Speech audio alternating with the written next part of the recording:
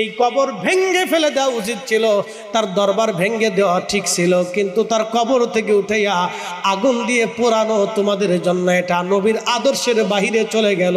তোমরা আল্লাহর সিদ্ধান্ত বাদ দিয়ে নিজেরা সিদ্ধান্ত নিয়েছ। অতএব এইগুলি হলো নিকৃষ্ট খারিজিদের কাজ। কথা বলেন ঠিক কিনা? খারিজিদের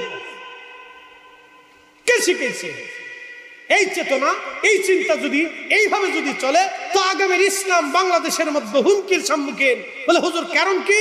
সারা পৃথিবীতে মেসেজ যাবে বাংলাদেশে উগ্র জনতা, তৌহিদি উগ্র জনতারা টুপি মাথায় দিয়া মানুষের কবর থেকে উঠাইয়া কবরের মানুষের লাশ পুরাইয়া তারা তাকবীর দেয়, তার উগ্র জনতা বাংলাদেশে উগ্রবাদীর স্থান হয়ে গেছে।